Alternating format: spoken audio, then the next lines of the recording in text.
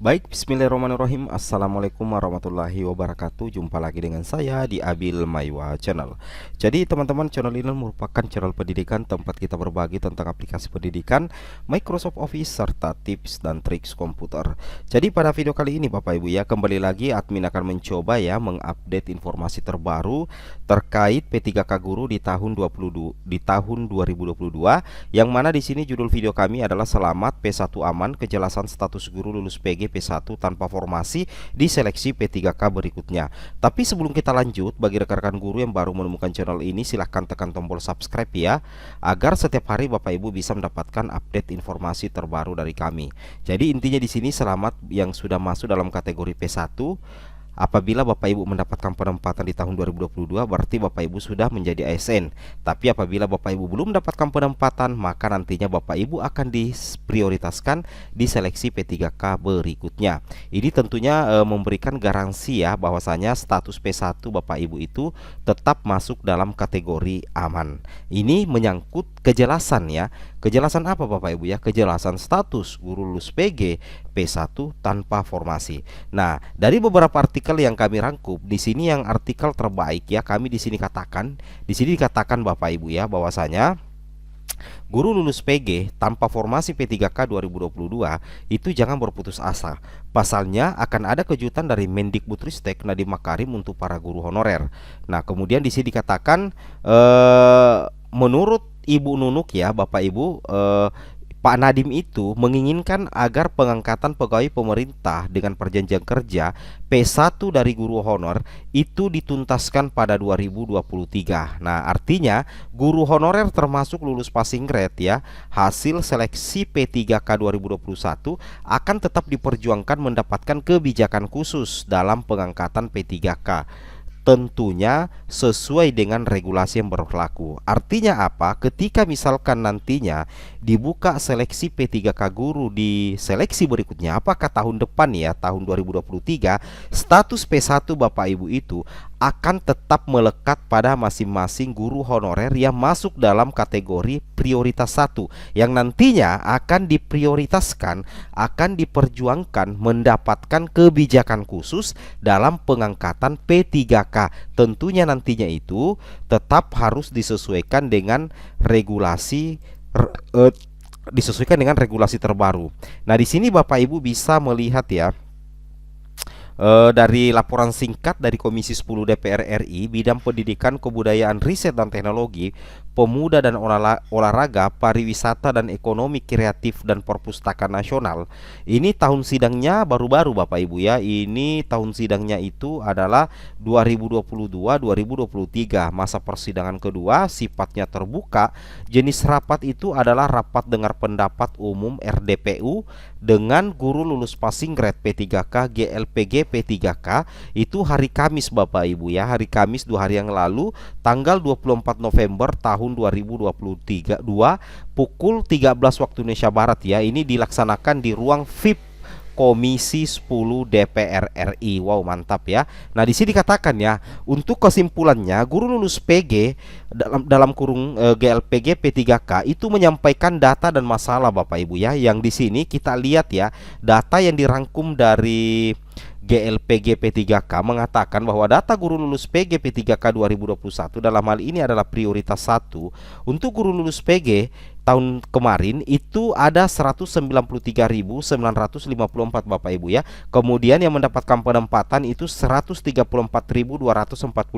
Belum mendapatkan penempatan itu 59.709 orang. Ini data dari GLPG P3K.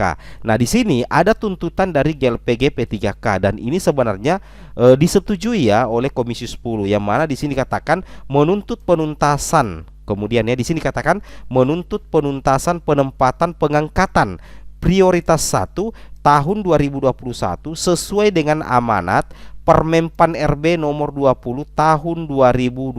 Wow, mantap Bapak Ibu ya. Nah, ini sudah disampaikan di DPR ya. Kemudian di sini katakan terhadap permasalahan dan usulan guru lulus PG GLPG P3K, Komisi 10 DPR RI akan menyampaikan data dan usulan dari guru lulus PG GLPG P3K kepada Kemendikbudristek pada rapat kerja terdekat untuk mendapatkan penyelesaian sampai Desember 2022. Wow ya, jadi di sini kita lihat perjuangan untuk penempatan 193.954 guru lulus PG dari Komisi 10 itu belum berhenti. Bahkan di sini kalau kita baca di sini ya, itu Komisi 10 Bapak Ibu ya akan segera menyampaikan info ini kepada Kemendikbudristek pada rapat kerja terdekat. Tuntutannya adalah agar mendapatkan penyelesaian sampai dengan bulan Desember tahun 2022. Ini tentunya menjadi kabar yang sangat menggembirakan Bapak Ibu ya.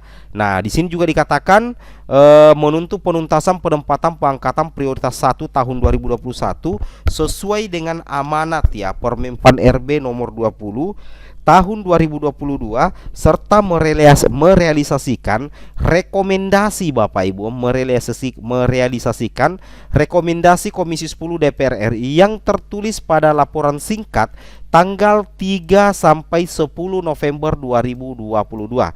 Nah, kemudian di poin C di sini mengusulkan solusi terhadap prioritas 1 tahun 2021.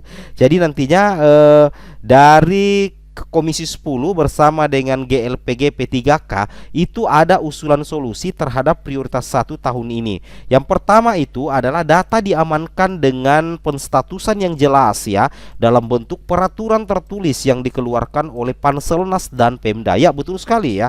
Kalaupun ya Bapak Ibu ya ini harus dilakukan ya. Kalaupun misalkan guru P1 itu akan dituntaskan tahun depan, tahun 2023, minimal Bapak Ibu ya, minimal ada penstatusan yang jelas dalam bentuk peraturan tertulis yang dikeluarkan oleh Panselnas dan Pemda. Karena kalau sudah misalkan sudah ada peraturan tertulis terkait penstatusan P1 tanpa formasi untuk diprioritaskan atau di seleksi berikutnya, itu akan membuat guru honorer yang lulus PG itu bisa lebih tenang Bapak Ibu ya, bahwa sudah ada kejelasan nasib, bahkan bahwa akan diangkat menjadi ASN tanpa tes lagi di tahun-tahun berikutnya atau di tahun 2023. Ini sebenarnya menjadi usulan dari Komisi 10 dengan GLPG P3K.